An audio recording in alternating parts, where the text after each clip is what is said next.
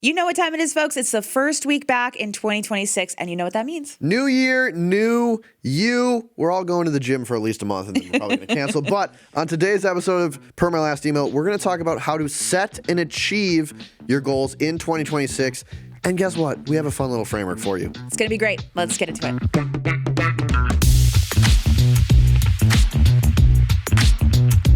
We'll get into goal planning in a second, but first, Kyle, I've been doing some personal goal planning this week. Really? What's on the docket for this year? Well, for one, I have a ton of travel booked over the next few months. I'll be all over the place for weddings, birthdays, family vacations. I'm obviously looking forward to the trips, but something I'm not looking forward to is working out of a tiny hotel room. Or worse, a cramped, unfamiliar co-working space with weak coffee and bad Wi-Fi. Absolutely the worst. What are you going to do? Well, instead of my tiny hotel room, I'm going to be working out of an Industrious. It's the Rolls-Royce of co-working spaces. You get to work in beautifully designed spaces with perks like coffee and espresso that are actually good, daily breakfast, and on-site managers that make sure you can work without any hassle. And with over 250 locations, you can always find a workspace that works for you. Exactly. I'm already scoping out locations to get day passes. Try out Industrious for yourself with a day pass or a meeting room booking. Now 50% off for Per My Last Email listeners. Visit industriousoffice.com/PMLE to get your discount or free tour. That's industriousoffice.com/PMLE for 50% off your first day pass or meeting room booking.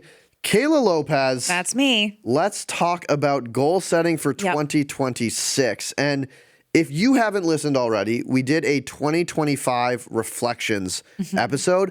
That's required reading. That's on the syllabus. This is the first day of school. You got to do that. You had to read To Kill a Mockingbird over the summer, and I know you did it. So go back and listen to that because, one, it's a great episode. Two, it will set you up for success when you have to actually go and set your goals for 2026. So that came out 2 weeks ago. So that was on 12/22, I believe. Yeah. So take a look at that one. It is going to really help set you up for this one, which is a little meatier. That's right. It's an absolute banger of an episode, let me say. So let's talk about 2026 goal setting. What's the first step, Kim? Yeah. Okay, so there's two different ways that we decided to approach this.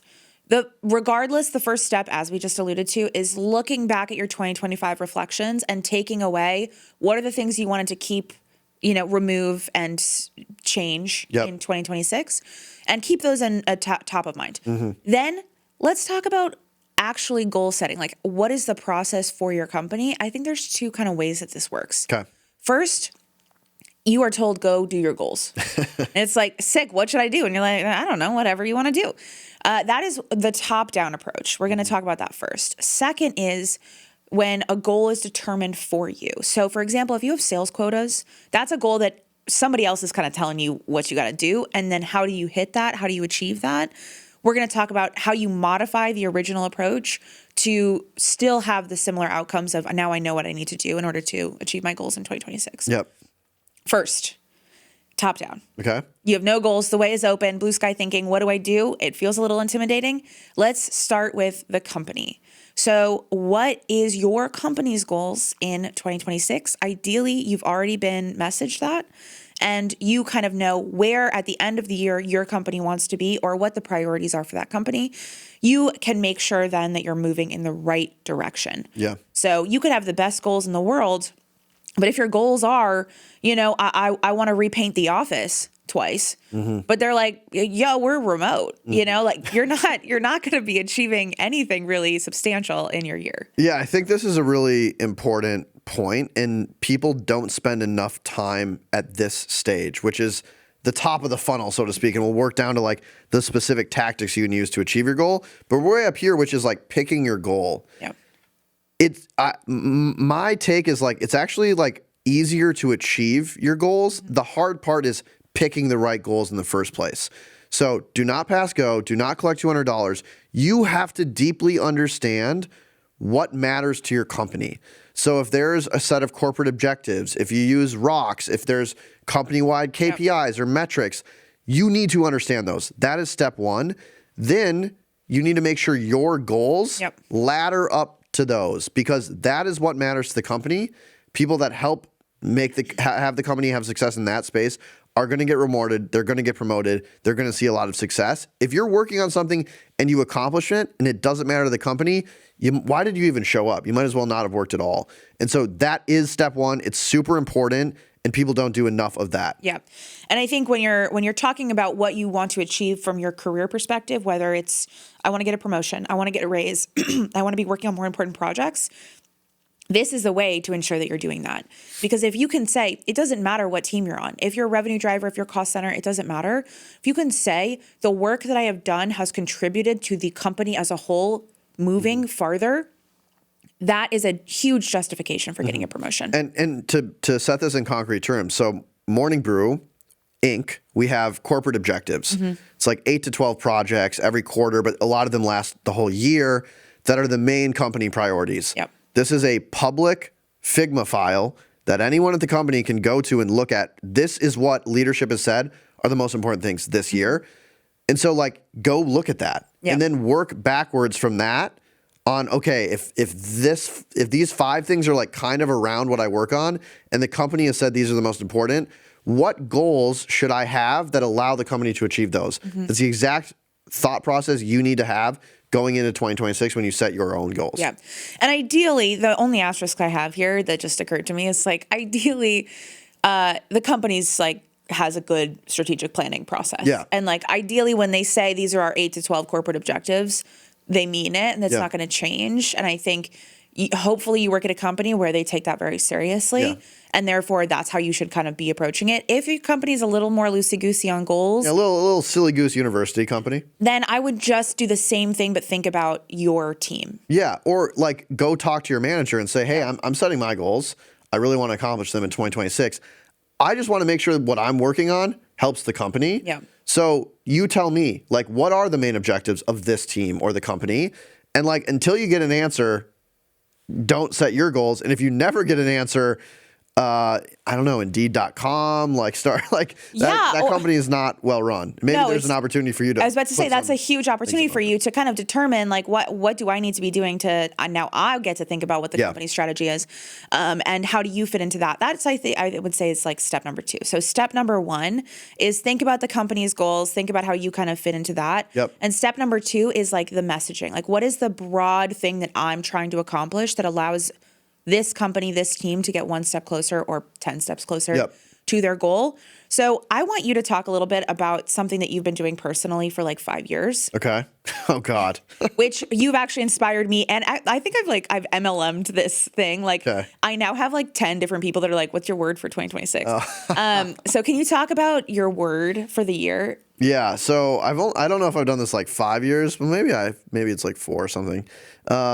Every new year, I do kind of like set some goals like personally and like have a conversation with Sierra, my wife, and like do all that. But I like to have a word or a mantra that's like a reminder of the overall theme I'm trying to do. So like one year it might be like intentionality, and that's like, okay, I found myself being really distracted the previous year. I want to like make sure that no matter what I'm doing, I'm like engaged in that. I'm very intentional with my time. It doesn't mean like, I mean, it probably means scroll less, but it doesn't necessarily mean scroll less, but it means like if I'm scrolling, like be scrolling, like actually focus, but don't be like watching Netflix while scrolling and talking to someone while pretending you're reading a book. Yeah. Not a good use of your time. So that I like to set this like this word or this mantra. So I think what you're saying is like, maybe they should do it too. Yes. I would also like to say that truly, when Kyle came up with this, I was like, or when he told me about it, I was like, this is amazing. I've been doing it every year. And Ryan's, my husband's, like 3 years ago was commitment. And that man proposed that year. So you did that.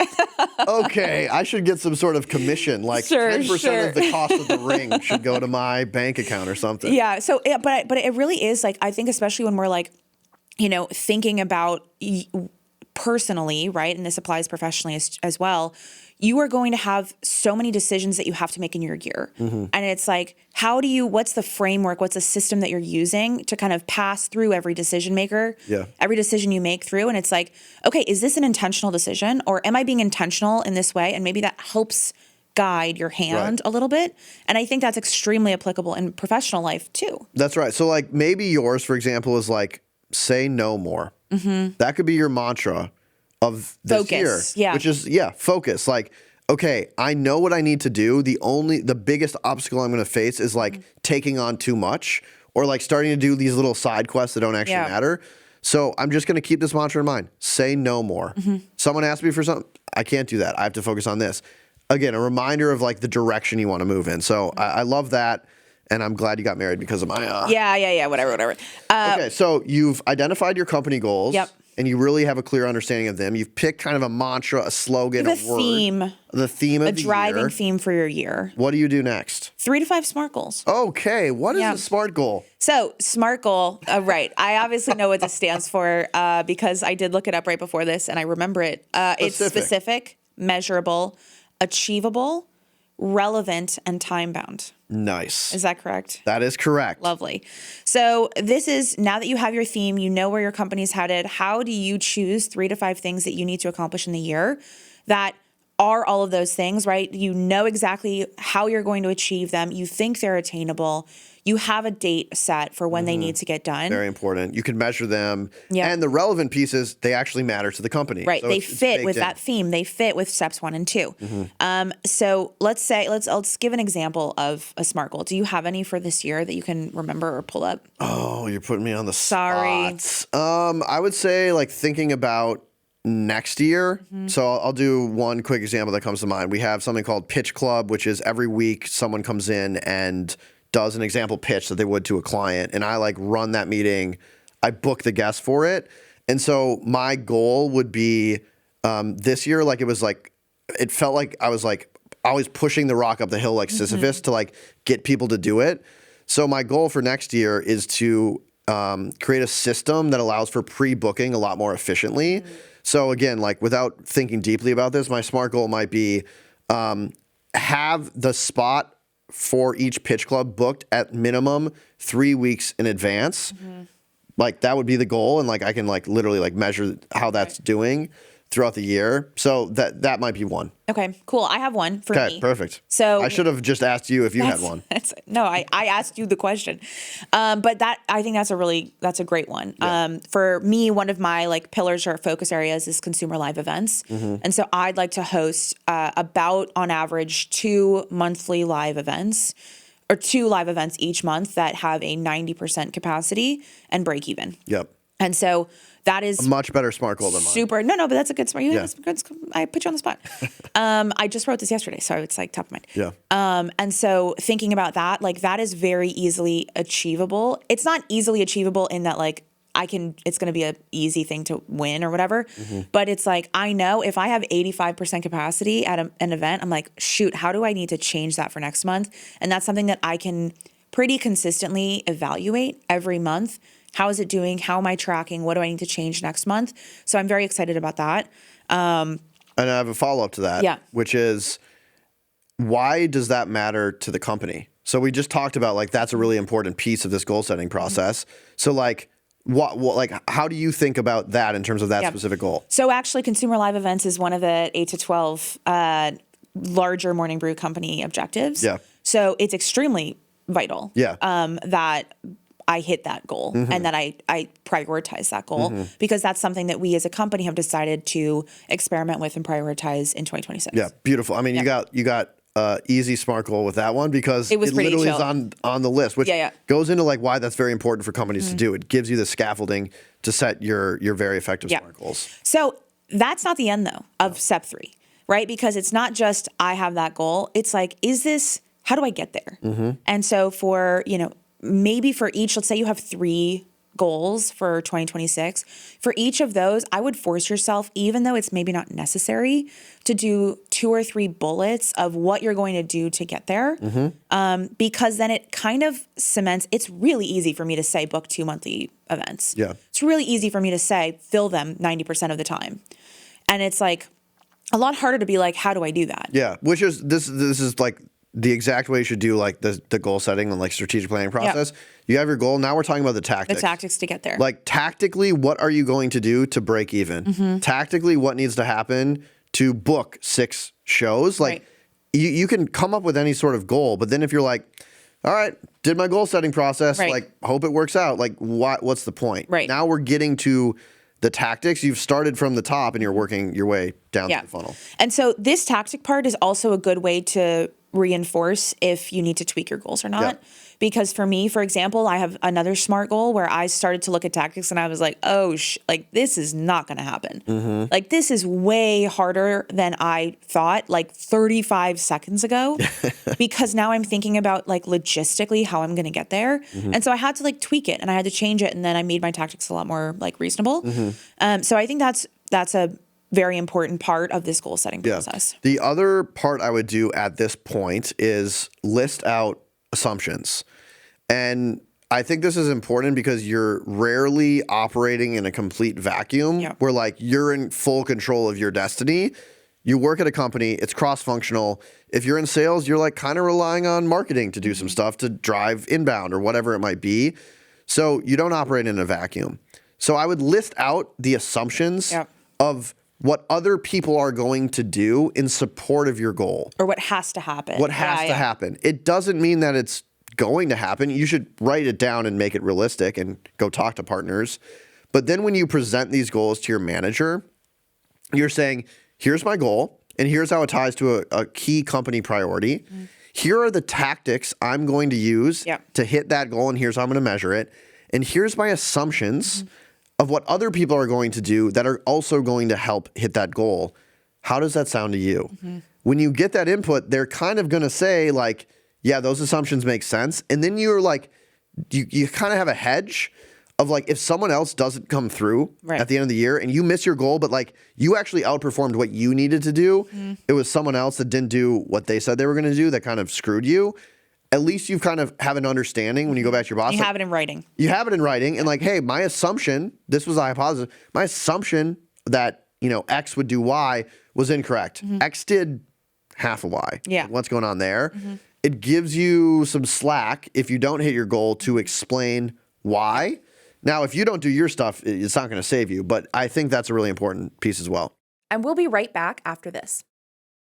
Okay, back to the show. Yeah, I 100% agree. And that brings us really lovely, I don't know how to say that.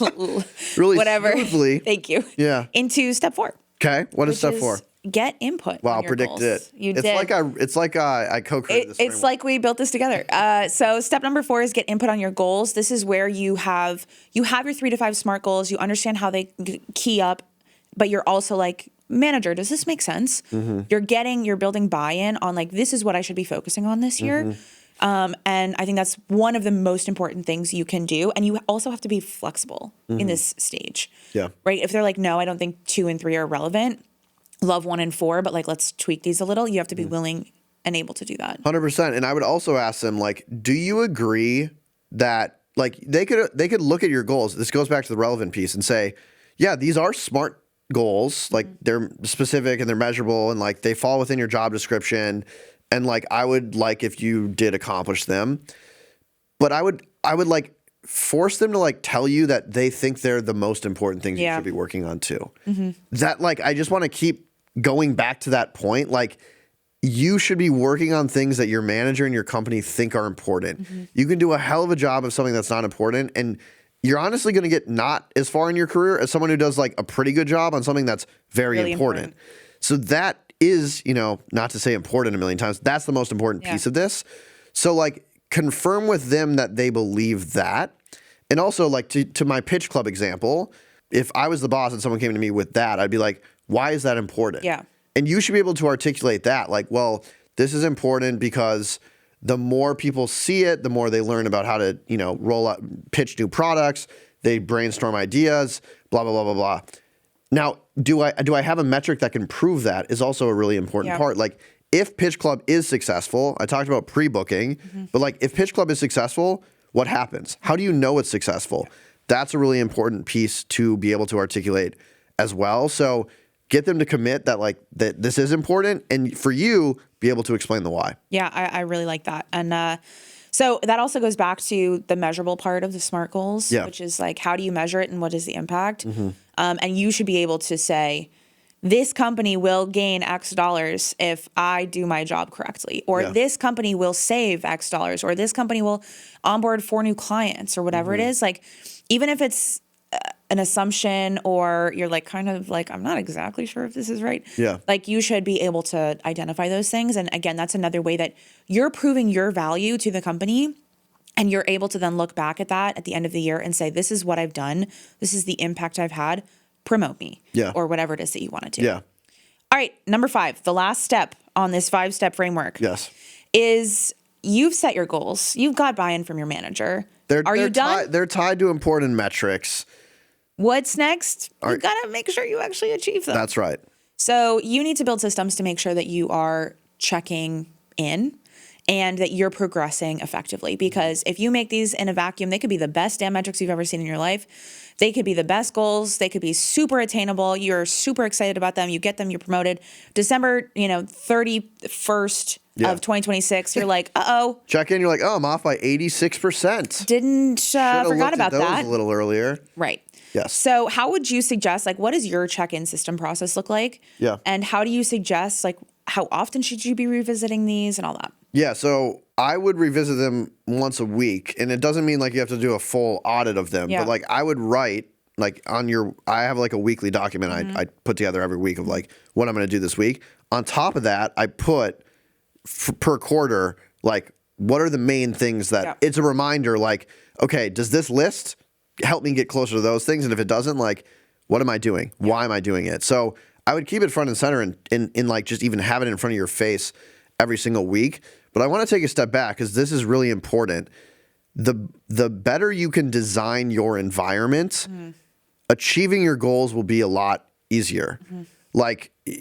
You want to watch less TV. Don't put your TV in the middle of the living room with the couch looking at it.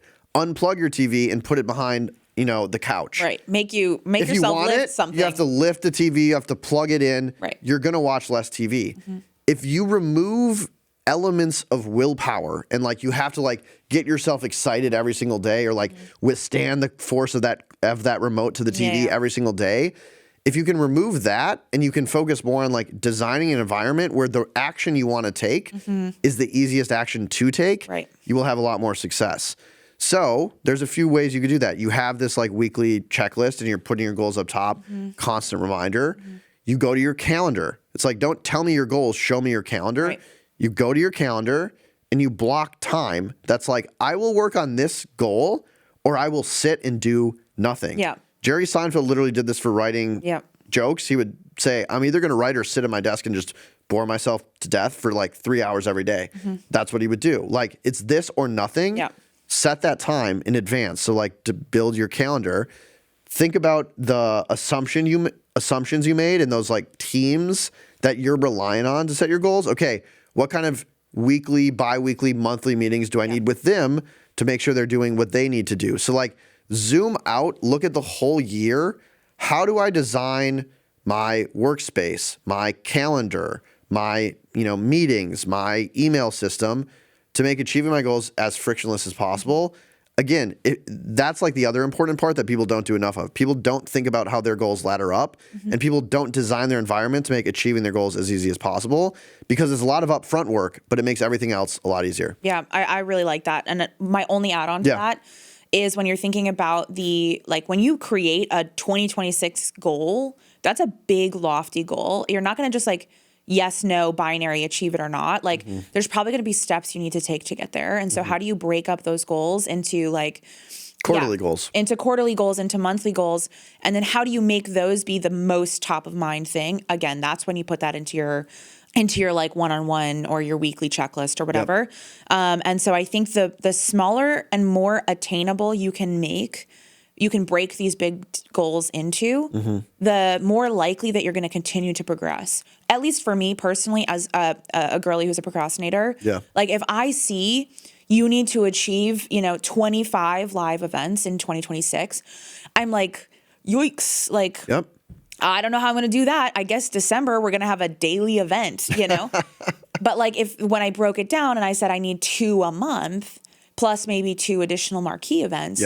Then now I'm okay, what's January's event going to be? Or what are January's events going to be? And that allows me to break it down into ways that are much more achievable. And then now I'm chipping away at a goal that I will eventually reach instead of being 2 months to go. I guess I really procrastinated on this big thing. 100%. Yeah, I would not leave this episode being like, oh, I'm going to set a 2026 goal and I'll check in halfway through the year. Yeah, like yeah. you should actually be setting like quarterly goals that do ladder up to this year goal, as you've alluded to, or monthly checkpoints. I think that is really, really important. Yeah. It's a great call out. So just to recap, if you have the way is open, you can kind of do whatever you want in terms of your goals. First, think about the company goals and make sure that you're moving in the right direction with those. Second, kind of choose your theme thematically. What do you want to choose? A little mantra. Choose a mantra A for little the year. slogan. What do you want to achieve at the end of the year? And use that mantra or that theme as your kind of like the sepia filter that you place over all of the Instagram decisions you're making. Number 3, then, now that you have your theme and the company goals, what are 3 to 5 SMART goals that you want to achieve this year to get your company moving farther in that direction? Plus tactics, potential blockers, and some assumptions that need to happen in order to achieve your goals. 4, get input on your goals from your manager or your team. 5, create the systems to check in regularly and make sure that you are moving forward, making forward progress. And fiend. That is it.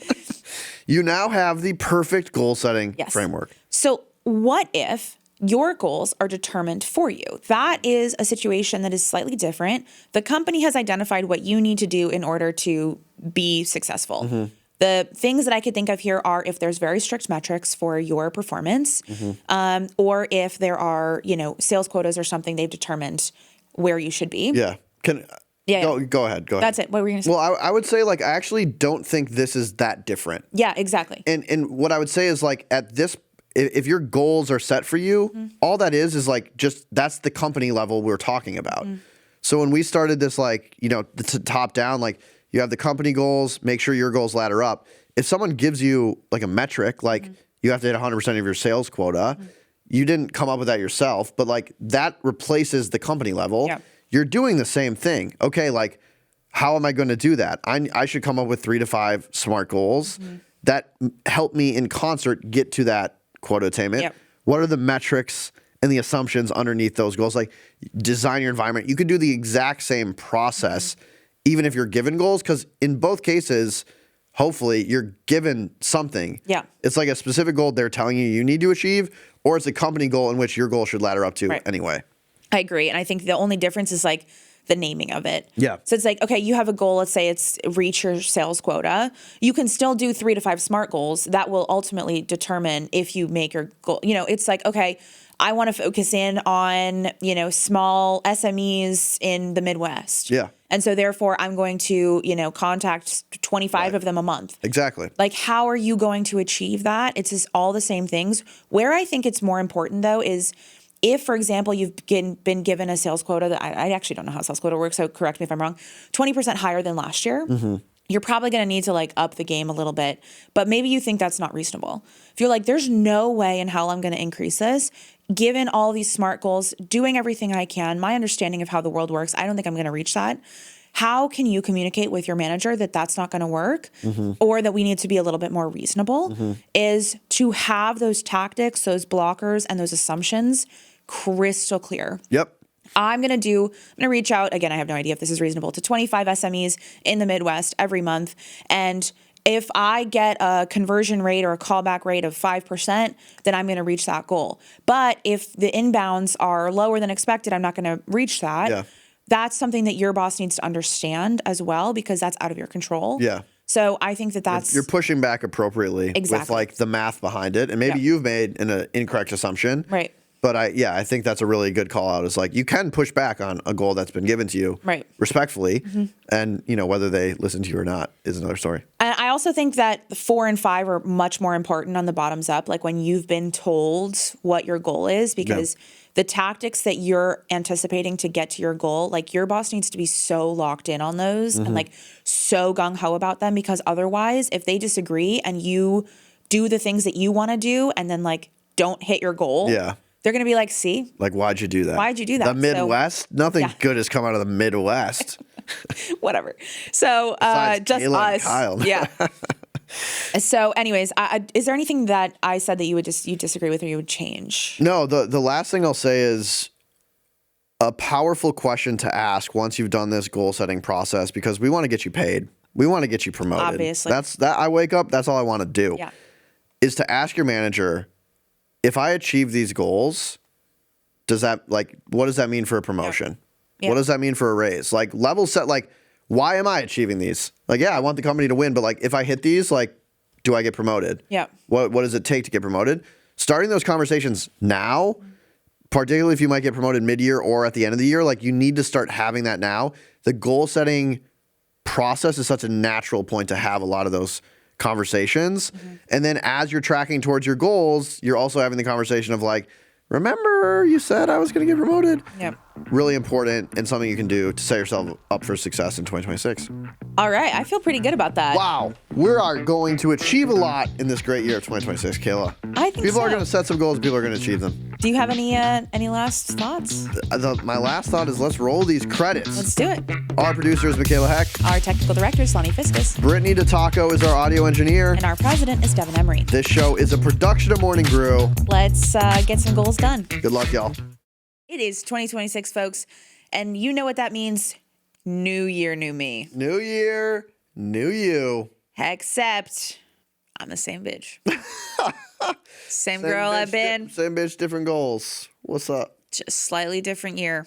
Yep.